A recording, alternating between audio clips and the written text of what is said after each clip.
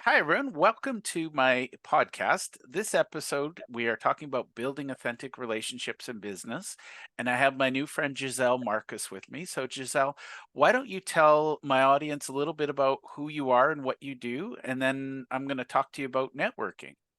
Certainly, a little bit about who I am. I currently work at Washington University in St. Louis. I'm a professor of practice, teaching a class called Foundations of Diversity, Equity, and Inclusion to our MBA students. It's a required course here, and it is a delight for me to teach it. It is my first opportunity to actually teach in the higher education space. I hail here from corporate America, and where the majority of my career has been spent in service operations. So I've been a general manager leading businesses at least 5 times. I've been a general manager 5 times, leading businesses as large as $800 million in size, even in an international scope, across about 26 countries. And the what brought me to networking is the fact that I learned about it, I feel, when I was older in age and thought, wow, when I say older, I'm going to say probably around 39, 40, when I actually did an expatriate assignment for my company in Johannesburg, South Africa. And in wanting to ensure that I had a job when I returned from the expat assignment, the networking component actually really started to turn on. And I figured out what I had been missing on for so long and wondered if I had these techniques when I was 20 years younger, who might I be today? I love it. Well, let's have some fun. First and foremost, I believe that words matter. So, what would you say networking is? And then, equally important, what it is not?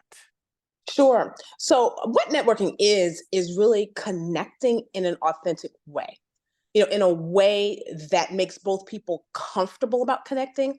It's about developing a two-way relationship. And it's about your being remembered, so you being memorable, um, and not being what I would call a one-hit wonder. So, what networking is not is going to, let's say, a reception of a dinner event and collecting as many business cards as you can. Um, that I would define as not being an effective strategy because you're not connecting authentically. Um, in addition, I would say that networking is not anything that should make you feel uncomfortable in the space. Some people hear the word networking and they want to just run in the opposite direction of the camera, right?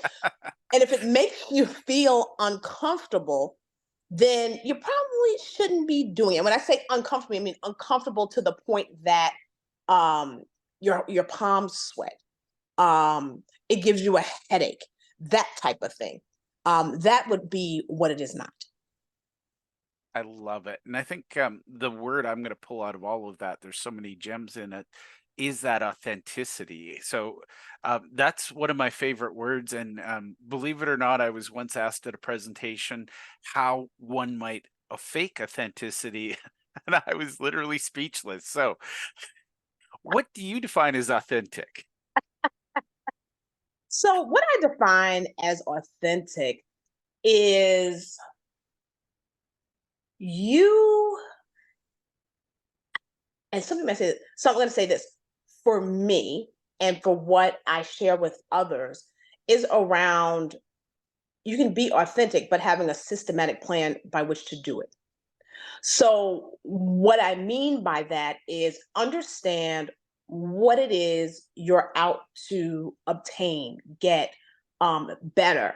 I don't know. Let's just say, for example, you want to attain a promotion, and that may be at your current job or somewhere else. So, let's say that's the goal, and it's in the same space that you're in. Um, and if that's the case, well, then who would I need to network with? Who are the right people? That's the systematic piece, right? Um, how can I get to them?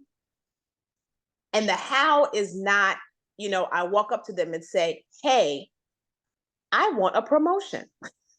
That would be what not to do. Um, but figuring out, how can I get to that person? Who may have access to that person to give me an introduction so that there's receptivity for my even dialoguing with this person. Then it's, how often might I connect with this person? Like after I meet them, again, no one hit wonder. So you may say, okay, I want to connect with this person quarterly. I want to connect with this person every other month, for example. Then think about, and how am I going to do that? Right? Is that going to be by way of a text? Is that going to be by social media? Is that going to be in person? I have a coffee with you. And then when you're doing those things, what is it that you're going to share with them? And what is it that you're going to share is something not only about what you want, but something that you know about them. People love to hear about themselves. So, for example, when I had worked abroad and on my return, I wanted to hope to have a promotion. Um, the person who ended up being my sponsor said to me, come back every quarter, make sure that we have a dialogue, that we don't forget that you're out there. And I said, great. So now if I'm going to do that, what am I going to talk to him about? So what I learned about him was that he was a triathlete. I was on an expat assignment in Johannesburg, South Africa. Him and his wife love South Africa. So whenever I would come back, I would always bring him something that he could use as a triathlete. Whether that was a hat, whether that was, some kind of, a water bottle, something that he needed for his training. And then I would always do a deep dive to find out, what's he up to. And I found out on social media, hey, he's actually going to do a triathlon in France, right? Oh, well, let me talk to him about that. So this is what I mean about being systematic, but also you're being authentic in that you actually are trying to find something out about the person. It's not just about you and what you want, but it's about knowing, and I'm going to say, and in the business term, this doesn't, people might get shocked with this word, but loving on that person. And what I mean by that is, what is it about them that they like? And how can you lean into that? And how can you make that better for them? I love that, and I think that's what's missing in this world is everybody's thinking, "Oh, I've got my quota. I want to sell my thing," and they're trying to shortcut the relationships. And I think you and I can talk about a lot of things. I feel like systems around relationship building. I mean, you know, it is an old joke in my world and people are tired of it, but I tell people the day I proposed to my wife, I didn't have a plan B. I didn't have a backup ring, I didn't have a backup person. The proposal was very specifically tailored to her. And Mhm. when you say loving on your clients, you and I are on the same page because I think that's the secret of the best networkers I know. It's not, how do I pretend to care? It's how do I show that I do care? Is that a fair statement? Very fair. I love the way you worded that. And for the record, you and I, we met today through people that both, looked at us and said, you two need to meet. So that's the power of networking. Now, I feel like you and I are going to have a very special conversation about introverts today. So, first and foremost, um, how do you define an introvert and are you one? So I define an introvert as someone who can get exhausted from what we call networking. Um, this is the person who also, during COVID, is the person who does not want to have back to back meetings, even if they are virtual, because they need space and time in between just to recharge themselves. It's the person who will say and will do, when you say networking, they really want to. I'm not going to say they want to run in the other direction, but they want to walk real fast in the other direction. Very briskly towards, yeah. Exactly. Um, and so that's who they are. That's how I would define them. And in terms of suggestions that I've made to introverts that seem to work. Oh, and I am not one. I'm an extrovert. on steroids. That's just me. But because I'm someone who enjoys networking, I'm cognizant that I need to be clear about the audience I'm in. So if I'm in the audience of someone, and you might not know, like on just the initial, you're not going to know if they're an extrovert or an introvert, but you Yeah. have to be mindful that they may be, right? So tips that I have given that seem to work at these cocktail parties, for exception, for example, set an amount of time that you want to be there. So a reception before like a dinner party could be an hour. Okay. So let's say maybe you decide to spend 20 minutes, one third of that time in that room. So it's not that idea of, oh, it's a whole hour I have to be in here. 20 minutes. Can you do 20 minutes? It's just a third of the time. Yeah. And if you want to do it on the front end, it gives you some space to kind of have some room to breathe before the next event. So I'd recommend giving yourself a defined time and giving yourself a target. For example, in that 20 minutes, I want to at least meet two, maybe three new people. That's it. At least two people. That's all, right? Yeah. So you figure that's an average of one person every 10 minutes, right? Sounds doable on the lower end. Yeah. And then the next is, well, how do you do that? Right? So what I recommend for introverts is find the person that's like you in the room. And when I say that, find the other person that's by themselves, that's talking to no one. Why? Because they're probably waiting for someone to walk up to them and talk to them. And they're probably an introvert too. And they're going to be delighted if you just walk up to them and introduce yourself. Now, and that might give a little angst to an introvert. But let's say you do that part, then it's, well, what do I say? That's the next question, right? Because it's like you feel uncomfortable, and that's where the inauthenticity comes in. If you feel like you have to be someone that you're not. But let's just say, for this particular event, it's a nonprofit, excuse me, it's a nonprofit fundraiser. An easy question: what brought you here tonight? Why is it that you're interested in, let's say it has something to do with dance and art, in Yeah. dance as an art form. What is it about that? So that to me is an authentic question. And you don't know the person, so you can't say anything about them specifically, but you do know you're at a common place and they've made a decision to come here. So that's a question you can ask. Geography is also another great question. I happen to live in St. Louis, and St. Louisans have a thing about St. Louisans. So you can always ask, are you from these parts? That's easy. Yes, no, right? And if yes, wow, and I'm not from here, so I'm like, well, hey, I'm not from here. I'm from New York City.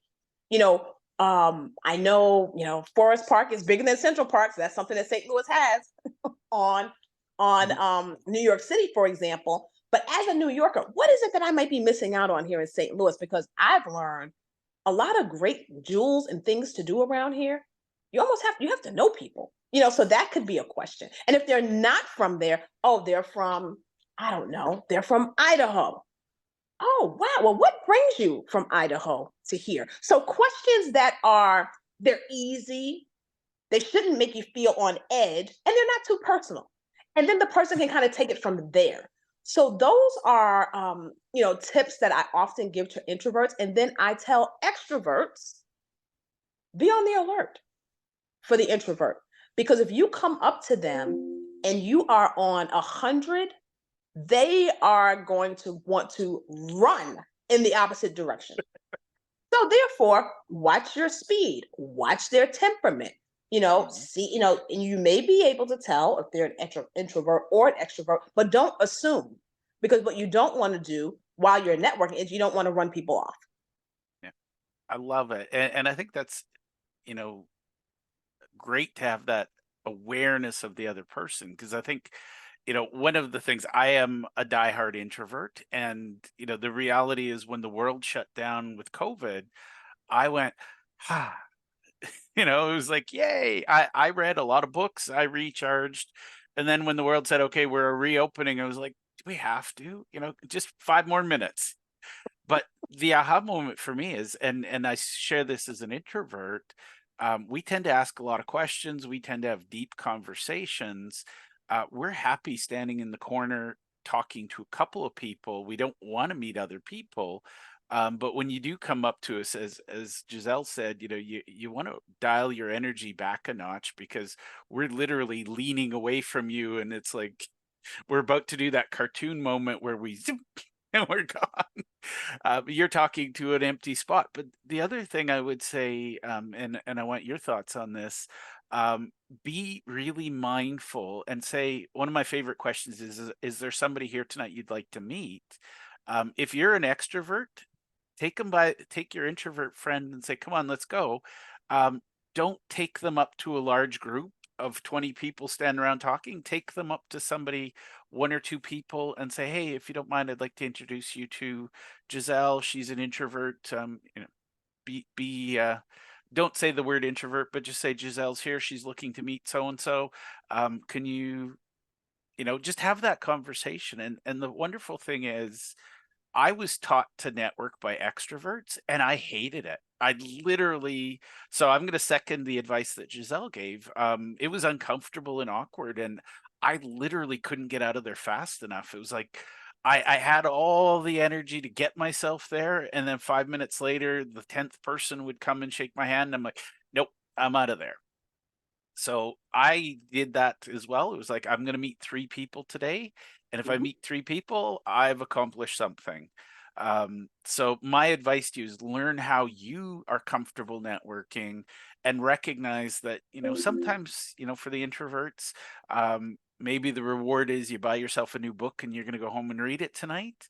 But take those easy steps. And as Giselle said, it's really be your authentic self. And, if introverts don't like small talk, they don't want to talk about the weather, but tell me where you're from and why you came here. Good God, we're going to talk for hours. Like, Exactly. And you can use that pretty much in any venue. So you don't even have to change up your strategy, right? So I would say lean into that. And I love the fact that you're an introvert, so that you can validate that what I'm saying makes sense or not. absolutely. I mean, the key is, and I think most good networkers do this. And one of my observations is the best networkers are very much aware of other people. And more importantly, I think they're very aware of themselves. So, I once said somebody was trying to ask me to tell them who they were and how they should network, and I said, if you haven't done the work to figure out who you are, I don't have a hope in figuring it out. Wow. That's powerful. So let's talk about your journey, and this is the whole point of this podcast is I would like to see networking elevated to an art form. And I'm tired of the misconceptions that that multi-level marketing is networking. um, if you're in a room where everybody's trying to sell something to one another, that's not networking. Giselle, what are your thoughts? 'Cause I feel like you're bubbling over to say something. I mean yeah, I think that's what helps give networking I want to run in the other direction feeling. Because if you know someone's trying to sell you something and that's not something that you want, it's not comfortable. And it's not going to be a win for them either. So I would agree with you that I wouldn't refer to that as networking. I don't know what it is, transacting, not networking. So, Hmm. I would say it's very transactional. yeah, I love it. Now, let's talk about your journey because you said you came to networking later in life. What were your biggest inspirations, and how did you come to the point in your career now where you're very confident in your networking abilities? Yeah, I mean, so for me, what happened is it's the way I grew up. So I grew up being told, when you go to work, head down, blinders on, do the work, focus on the work, do the work excellently. Yeah. No one said anything about being social, going to social events. So because your parents and your family tells you this, they're your nucleus, so you believe them, right? So you do that. And I'll never forget the first time I started a job after undergrad and it was an after work event, and they had liquor. Oh my God, beer, wine. They kind of like wheeled in a bar. And I was like, oh my God. I was like, I can't be seen anywhere near that. I can't touch a cup of anything because I don't want people to think that I drink. All of these Yeah. things, to later find out. And I just started looking and watching things. So I was looking at the people who seemed to be getting promotions. And I was like, wow, I might want one of those one day. And Hmm. I'm like, huh, that person get chosen over this person. This person seems to have their head down, blinders on, knows the work in circles. This other person, I'm like, gosh, they know the work, but they don't, I would say, breathe the work every second of the day, but they also stretch themselves. And I see them going out after work with Susie and with Joe, to have a happy hour. I see them going to the theater, with the boss. I see certain people getting invited to certain events of some of the executive leaders, others not. So I just started just by examining that, it just started to make me think about how getting to know people, there's nothing wrong with it. There's actually an advantage to it. And people do business with people they like. Often people promote people that they like. And if they don't know you, you've lost the opportunity to do that. So, where I learned this is when I went on this expatriate assignment to Johannesburg, South Africa. And the company that I worked for, like I know traditionally, like a GE, they would tell you like 2 jobs out. These are the 2 jobs that you're going to have after you have this expat assignment. Well, where I work, it was just like, hey, okay, well, you're going to expat assignment. Well, stop that job. And I'm like, okay, I stopped that job. I'm going to this other place. And how am I supposed to ensure I have a role when I get back? So my HR person said, she said, oh, talk to this gentleman named Ian, because he was the person who signed off on all of the expat assignments. And he actually was a direct report to the president of my business unit. So I said, okay, great. So I meet with him, and I say to him, and I'm gentle about it, right? Because I don't want to say it that crisply. So I say, well, well, not here, but at other companies, sometimes coming back from expat assignments, people have difficulty finding new opportunities. And Yeah. since you sign off on all of these, what would you recommend? So what he said to me was, I have an example of that. There's a gentleman who went on an expat assignment to Europe for 3 years, came back, and all like the executive team had changed, and he had pretty much been forgotten because he didn't reach back, talk to anyone. And then all of a sudden he said, then we're scrambling about, okay, who's back? Oh, does he work here? Oh, he does work here. I haven't seen him in a while. Well, let's try to figure out where we can put him. He said, and then for the executives, now we're in a tailspin, right? He Yep. said, so based on my seeing that, what I would suggest, so this is where I learned it. He said, this is what I would suggest: come back once a quarter to meet with your mentors and your sponsors. He said, of which I will be one. And I was thrilled because it's not often, like, that whole sponsorship piece is to Yep. get someone to talk about you and you're not in the room is hard. So when he said that, I was thrilled, and I just held on to every word. I was like, whatever he says, I'm going to do it. So he said, come back every quarter, meet with your mentors, your sponsors. He said, and let us know 6 months before you come back that you're coming back. Why? He said, because sometimes we're drawing new positions. And while we're drawing those new positions, we can keep you in mind. So I was like, Oh. great. So I started doing that. And my my host boss when I was in South Africa was from Europe. So I wish I could do his accent because I love it. And he would say, why do you keep going back to the States? And I said, oh, I said, and he knew the the sponsor that I was referring to. I said, oh, I said, because I'm interested in a new role when I get back. And Ian told me this, and this. And he was like, oh, so what you're doing is kissing the rings. So I said, I guess in some terminology, it would be that. So he gave Sure. me the freedom and flexibility to do that. And it was eye opening for me. And then it forced me that every mentor, every sponsor I talked to, I would always do my homework before getting back, figure out what they're up to so that I could have something to talk to them about. And they would always be curious about my expat assignment, of course, right?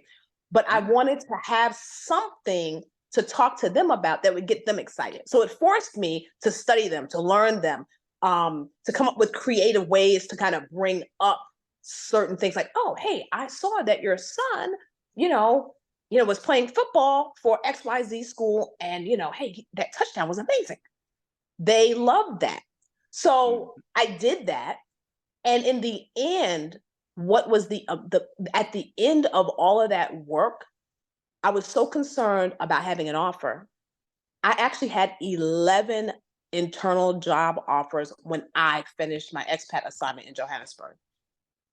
I love that, and Mhm. there's so much you and I could unpack there because I think a lot of people, and I've been an expat myself, and it's like you go off to, some remote outpost and you're cut off, and it's you learn all about the local culture and you have a lot of fun, and then it's like there's that big gap moment where you're like, okay, I'm done. I need to go home. I want to be near my family, whatever it is.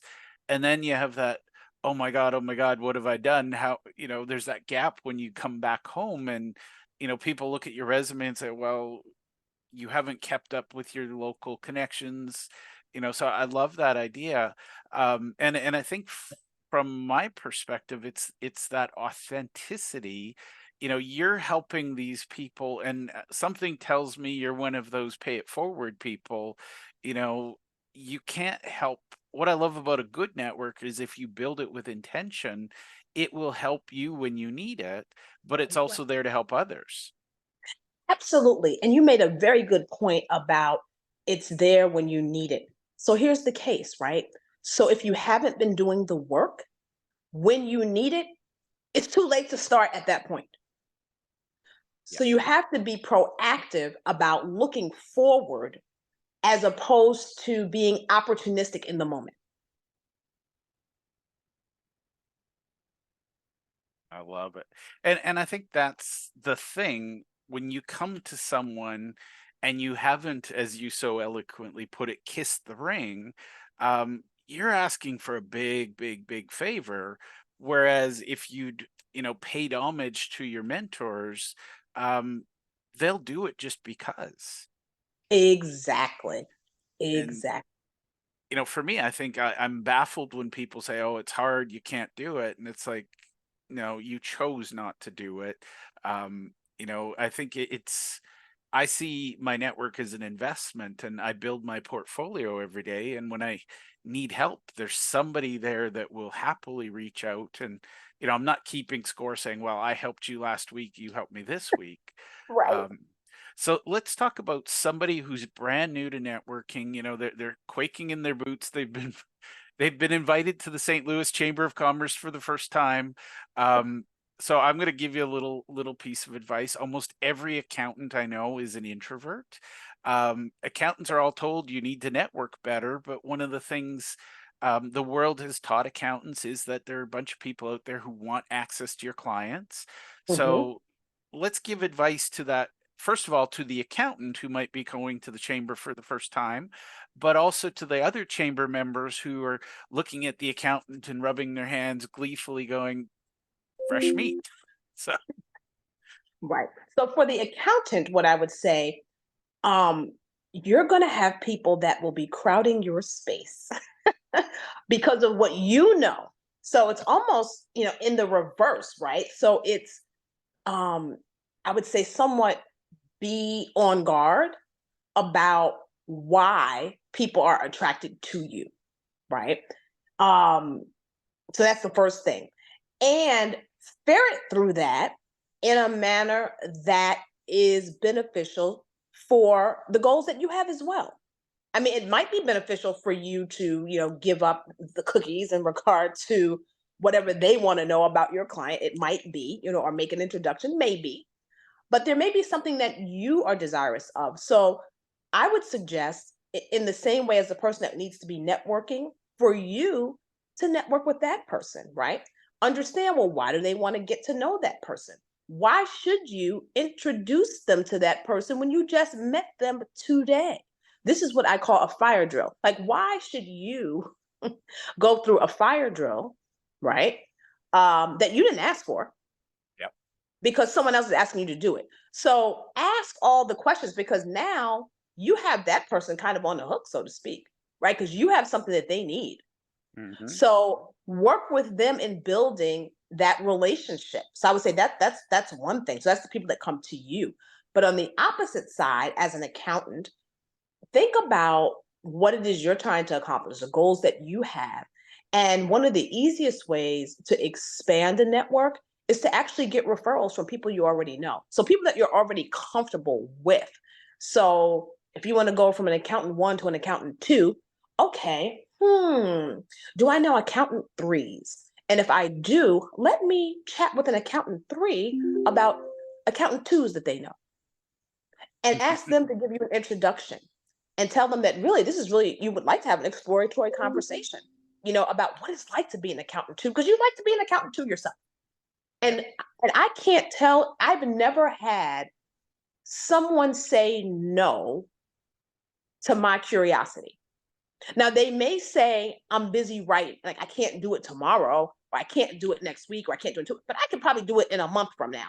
Or they might schedule it for a month and schedule it out. It's fine, right?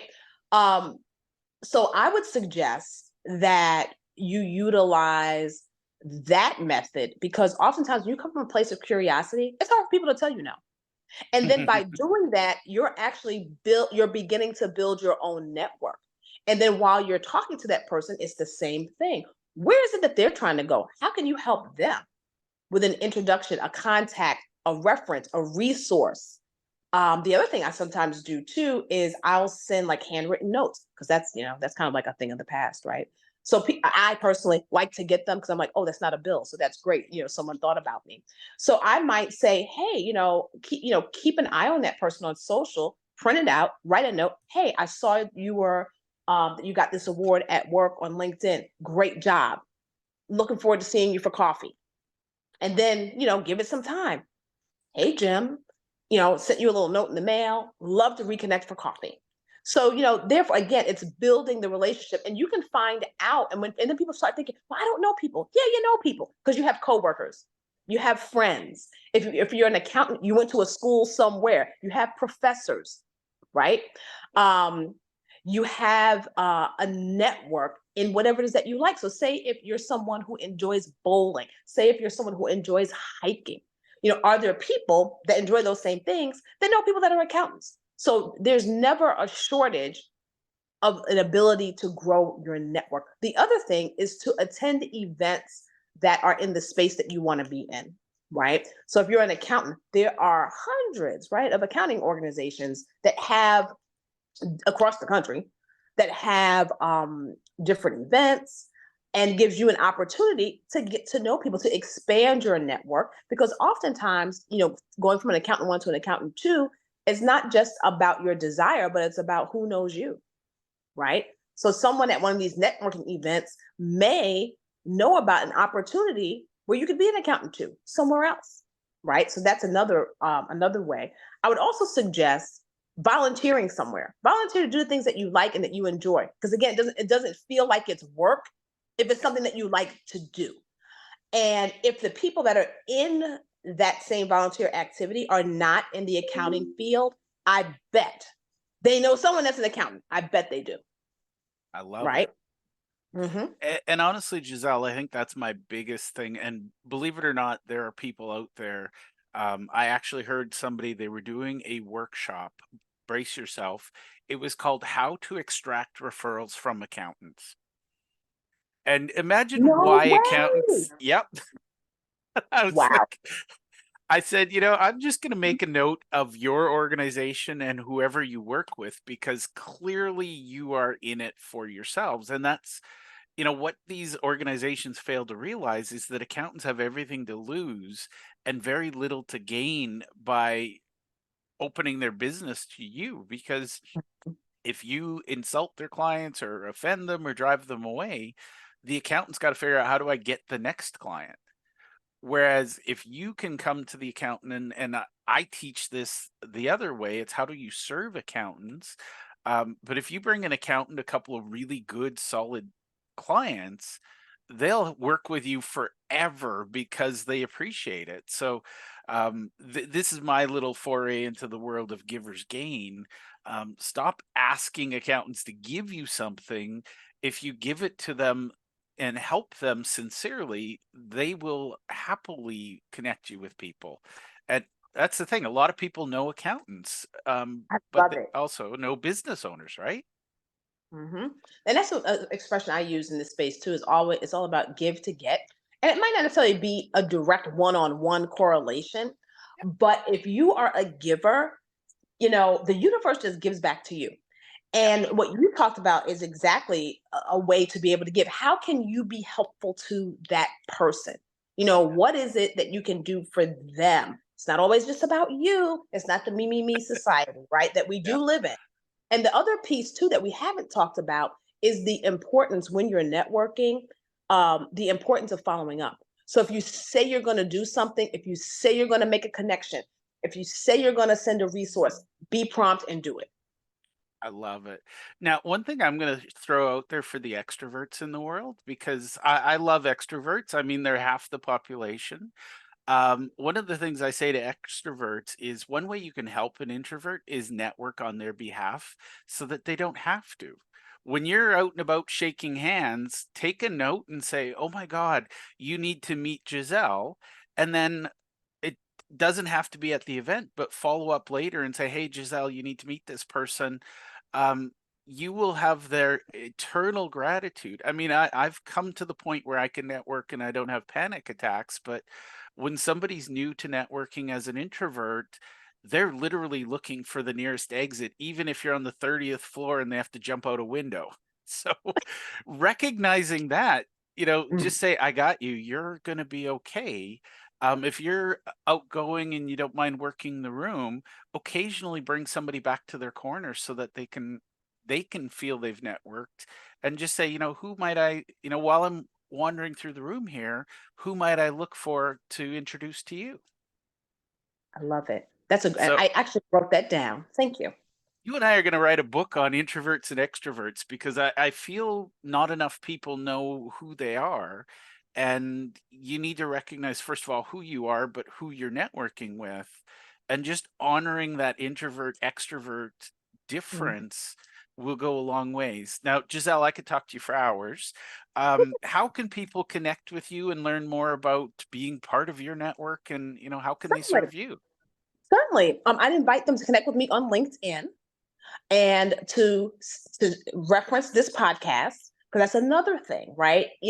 I'm not the person that just accepts every single LinkedIn request. Everyone that's in my LinkedIn connection, I know something about them. I've connected with them authentically. So just let me know you found me here. And I it's love Giselle, Gis as in Sam, ELE.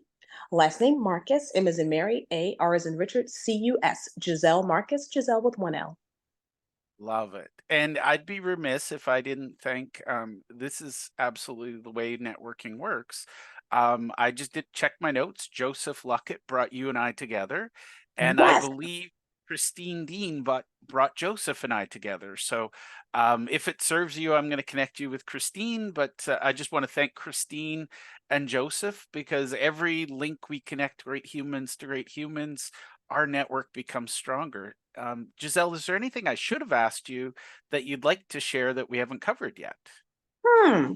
I think you got it all. And not only did I give, but I got also from See, you. So thank you for that. I love it. Well, Giselle, it was absolutely a blast. Thank you for being on the show with me today. Thanks for having me.